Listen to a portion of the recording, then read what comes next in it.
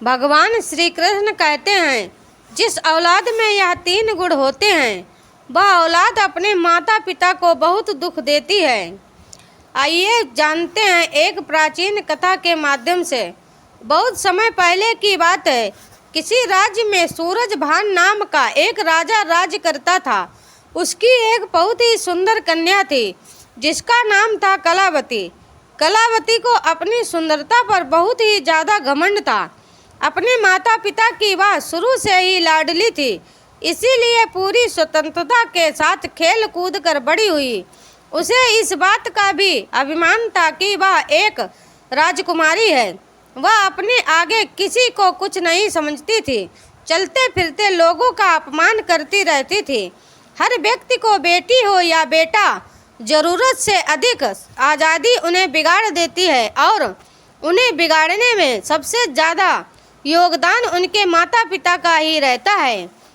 बच्चे यदि मनमानी करने लगे तो माता पिता को उनकी तरफदारी नहीं करनी चाहिए, बल्कि उनकी गलती पर उन्हें समझाना चाहिए। ज़रूरत पड़े तो डांट फटकार भी लगानी चाहिए और बच्चे भी आपकी बात तभी मानेंगे जब आपने उन्हें बचपन से समझाया होगा, उनकी हर एक गतिविधि पर नज़र रखी होगी, उन्हें आदर्श का पाठ पढ़ाया होगा, उन्हें संस्कारों से सींचा होगा।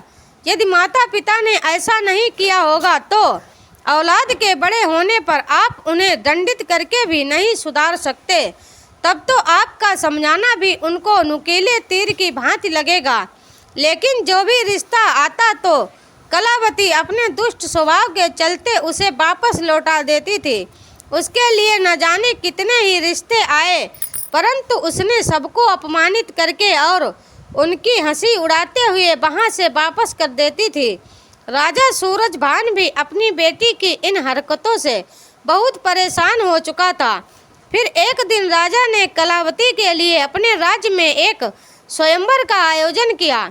कई जगह के राजकुमार और राजा महाराजा स्वयंवर में भाग लेने के लिए आए। उधर राजकुमारी कलावती हाथ में वरमाला लेकर अपनी सहेलियों के साथ राज दरबार में आई। कलावती अपनी सुंदरता के घमंड में भरी हुई थी। सभी राजकुमारों को गौर से देखते हुए आगे बढ़ने लगी। वह जिस भी राजकुमार के सामने पहुंचती तो उसकी किसी न किसी बात पर खिल्ली उड़ाती और आगे बढ़ जाती। फिर सभा के बीच राजकुमारी की बातों से अपमानित होकर वह सभी राजकुमार सभा से उठकर चले जाते हैं। फिर यह बात राजा सूरजभान को बहुत बुरी लगती है और राजा साहब सोचने लगते हैं कि इस लड़की ने तो दरबार में आए हुए हमारे सभी मेहमानों की बेइज्जती की है। इस लड़की को इसकी दुष्टता का दंड अवश्य मिलेगा। गुस्से में राजा ने भरे दरबार में यह घोषणा कर दी कि मैं अपनी बेटी की ऐसी हरकत के लिए आप सबसे क्षमा मांगता हूँ। राजा की ऐसी घोषणा सुनकर दरबार में बैठे सभी मंत्रीगणों ने राजा की बहुत प्रशंसा की। सभी कहने लगे कि राजा साहब ऐसी असभ्य और संस्कारहीन राजकुमारी के साथ ऐसा ही होना चाहिए। इतना कहकर वह सभी मंत्रीगण राजा के दरबार से चले गए। तभी वहां से एक गाना गुनगुनाता हुआ भिखारी गुजर रहा था।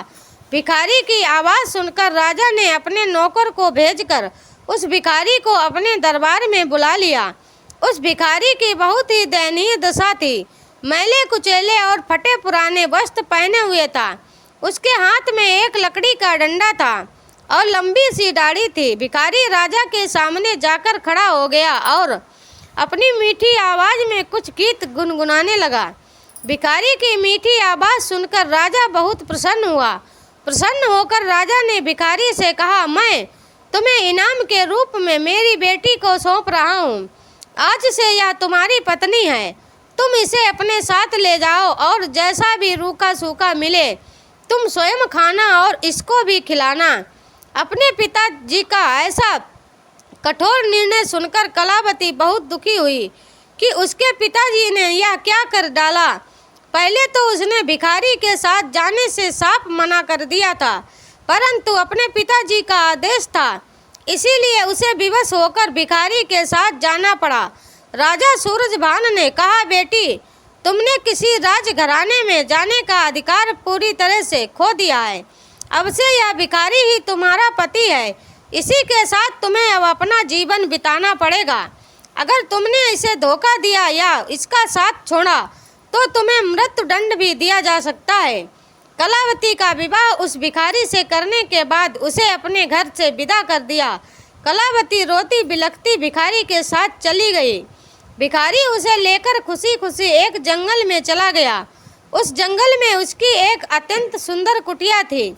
उस कुटिया के पास ही उस भिखारी ने एक आम का पेड़ लगाया था। उस पेड़ पर बहुत सारे आम के फल लगे हुए थे। नज़दीक ही एक बहुत बड़ा और हरा भरा खेत भी था। कलावती ने उस भिखारी से पूछा कि यह खेत किसका है, तो भिखारी ने जवाब दिया कि राजकुमारी, मैंने ऐसा सुना है कि यह खेत उसी दाढ़ी वाले राजकुमार का है जिसे तुमने स्वयंवर में दाढ़ी वाला बकरा कहकर अपमानित किया था। भिखारी ने कहा, राजकुमारी, आपका दुर्भाग्य देखिए, बदकिस्मती से आपको उस दाढ़ी वाले की तरह ही मैं भी लंबी दाढ़ी वाला ही मिला हूँ। अगर तुम उस दाढ़ी वाले से विवाह कर लेती तो आज इस खेत की तुम स्वयं मालकिन होती, परंतु अब पछताने से कोई फायदा नहीं है। अब तुम्हें मुझे जैसे भिखारी के साथ ही जिंदगी भर रहना है।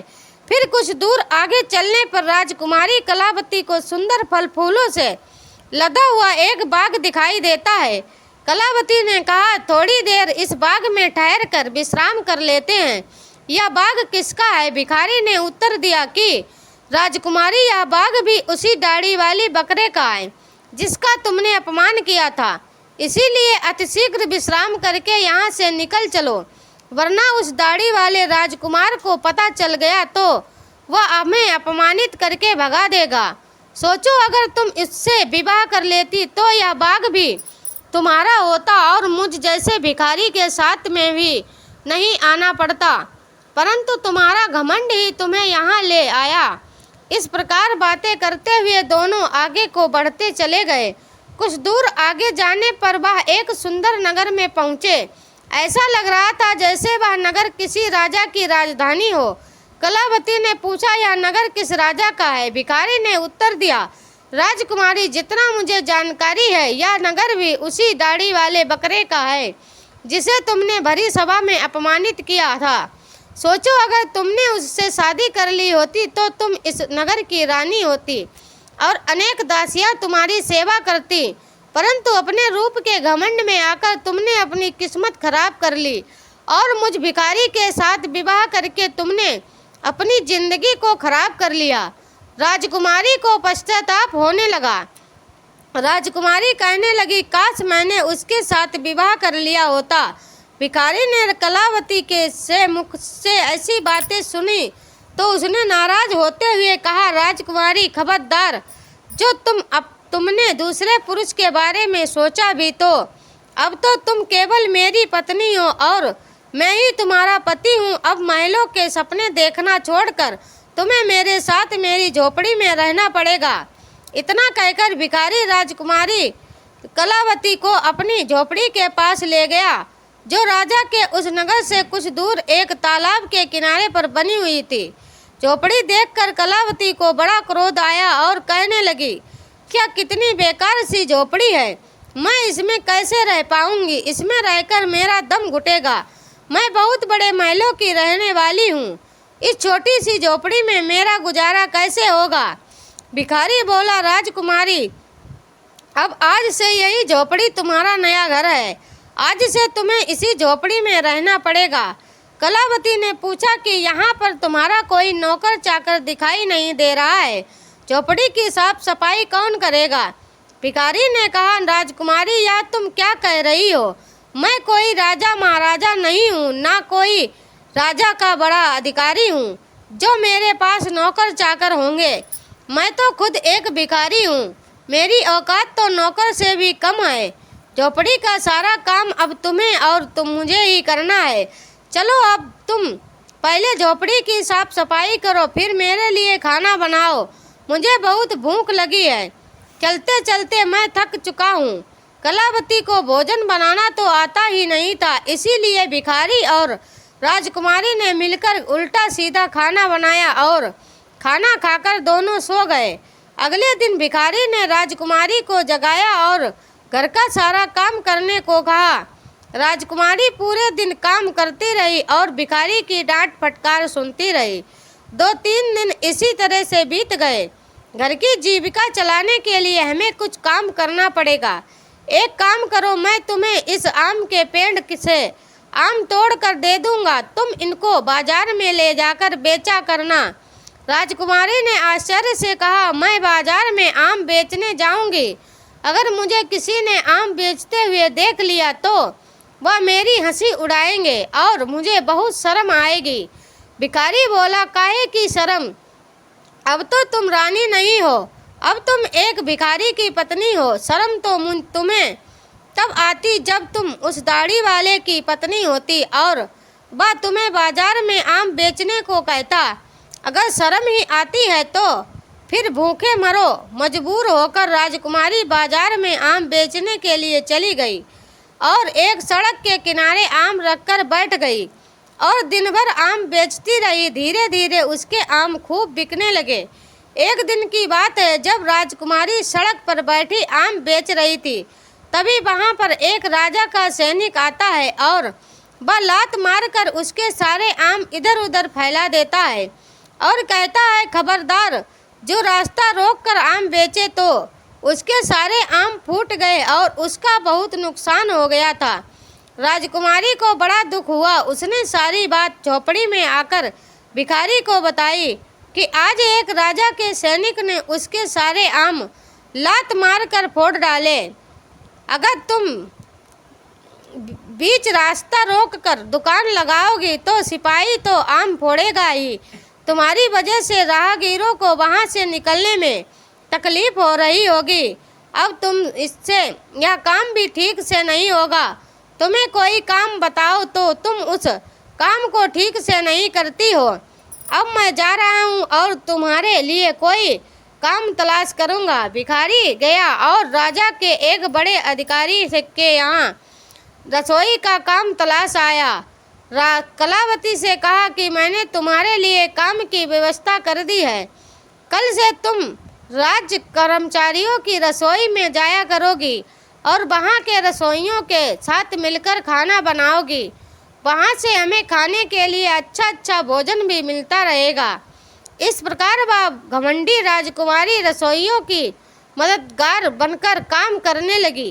वह सुबह से शाम तक रसोइयों के साथ मिलकर काम करती और रात को बचा हुआ खाना अपने घर ले आती। इस तरह दोनों की जिंदगियां अब सुकून से कटने लगी। फिर एक दिन की बात है, कलावती रसोई में काम कर रही थी। तभी उसने खिड़की से झांक कर देखा तो वहाँ राजा के महल में कुछ उत्सव होने वाला था। पूरा राजमहल सजाया हुआ था। बड़े बड़े मेहमान आ रहे थे। नौकर चाकर उनका स्वागत कर रहे थे। महल में बड़ी धूमधाम थी। राजकुमारी वह सब देखकर अपनी किस्मत को कोस रही थी। अपनी किस्मत पर आंसू बहा रही थी और सोच रही थी कि काश मैं भी इतनी घमंडी नहीं होती तो मुझे यह दिन देखने को नहीं मिलता। वह वहाँ खड़ी खड़ी सोच रही थी। तभी वहाँ तो दासियाँ आती हैं और कुछ खाने का सामान उसकी टोकरी में रखकर चली जाती हैं। राजकुमारी टोकरी को लेकर अपने घर को लौटने लगी। अभी वह दरवाजे से निकली ही थी, तभी सामने से एक राजसी पोशाक पहने हुए एक पुरुष ने आकर उसे रोक लिया। देखने में वह वहाँ का राजा महाराजा मालूम पड़ रहा था। राजकुमारी ने जब उसके चेहरे को देखा तो वह डर के मारे कांपने लगी, क्योंकि वह राजा वही दाढ़ी वाला था जिसको कलावती ने अपने यहाँ दाढ़ी वाला बकरा कहकर अपमानित किया था। उसने राजकुमारी से कुछ नहीं कहा, बल्कि वह उसका हाथ पकड़कर दरबार में लेकर पहुंचा, जहां तमाम मेहमान लोग बैठे हुए थे। वहां की भव्यता को देखकर घबराहट में राजकुमारी के हाथ पैर कांपने लगे। उसके हाथ से टोकरी छूटकर जमीन पर गिर पड़ी। टोकरी में रखा हुआ खाना जमीन पर गिरकर इधर उधर बिखर गया। राजकुमारी बहुत उदास हो गई।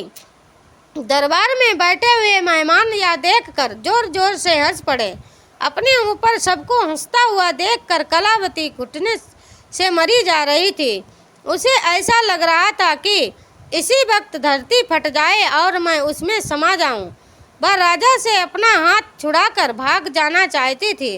राजा ने उसे रोकते हुए कहा, राजकुमारी घबराओ मत, तुम्हारे साथ कोई अभद्रता का व्यवहार नहीं होगा, बल्कि तुम्हें मैं यहाँ सम्मानित करने के लिए लाया हूँ। मैं वही तुम्हारा भिखारी पति हूँ जो तुम्हारे साथ झोपड़ी में रहता था, और मैं वही सैनिक हूँ जिसने तुम्हारे आम को फोड़ दिए थे। मैं ही यहाँ का राजा हूँ, मैं वही दाढ़ी वाला बकरा हूँ।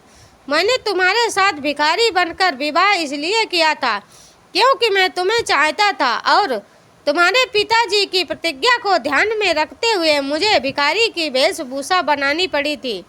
मैंने भिखारी बनकर तो तुमसे विवाह कर लिया, अब तुम्हारा घमंड भी नष्ट हो चुका है। इतने सारे मेहमान हमारे स्वागत में आए हैं, अब मैं तुमसे सम्मान पूर्वक विवाह करूंगा। यह सुनकर राजकुमारी को बड़ी प्रसन्नता हुई और खुशी में उसकी आंखें आंसू से भर गईं। अब तो दासी आई और उसे राजभवन में ले जाकर दुल्हन के नए जोड़े में सजा कर ले आई। दरबार में कलावती के माता पिता भी मौजूद थे। सभी ने राजकुमारी को खूब आशीर्वाद दिया और राजा के साथ समस्त मेहमानों की उपस्थिति में उसका विवाह हुआ। उसका सारा घमंड चकनाचूर हो चुका था। वह पूरी तरह से बदल चुकी थी।